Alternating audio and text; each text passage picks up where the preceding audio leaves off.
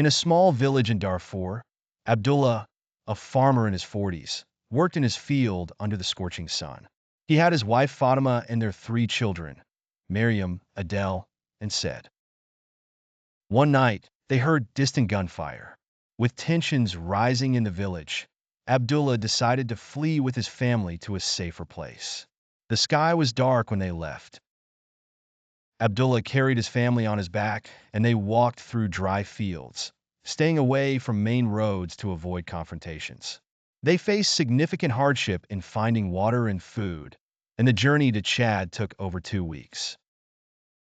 The family finally arrived at a refugee camp in eastern Chad. The tents were crowded, the ground uneven, and the conditions harsh. They were greeted by tired eyes and faces burdened with worry, while receiving basic aid from humanitarian organizations. Abdullah began searching for ways to ensure a decent life for his family. He set up their tent, trying to make it more comfortable. However, the challenges were many, and he had to deal with the lack of water and food, as well as health issues affecting family members. Abdullah joined a group of refugees who formed a committee to help others in the camp. They organized food and clothing distributions and started collecting donations from non-governmental organizations. Abdullah became known for his efforts and dedication in assisting others. Maryam, who was 14 years old, hoped to continue her education. She began attending informal classes provided by humanitarian organizations in the camp. She faced difficulties concentrating due to noise and overcrowding, but she was determined to improve her educational situation. Health issues emerged in the camp due to poor conditions. Said, Abdullah's youngest child, developed a severe fever. The family was extremely worried, but Abdullah continued to seek medical care at temporary clinics set up by humanitarian organizations. Unable to find a stable job, Abdullah decided to start a small project to earn money. He collected materials from the camp to sell in the local market, hoping to secure some funds to buy food and medicine. Maryam progressed in her studies thanks to the available educational support.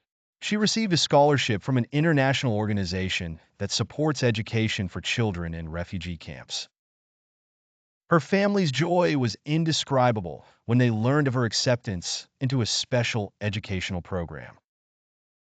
Over time, life in the camp began to improve thanks to Abdullah's and the community's efforts.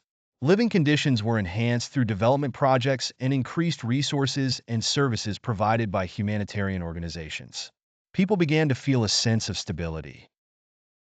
Despite the improvements, challenges remained. Fatima, Abdullah's wife, had to work in sewing to earn some extra money. The family lived under constant pressure, but they found ways to adapt and grow. Maryam graduated from the educational program and earned a recognized certificate. She was accepted into an international university with the help of another scholarship.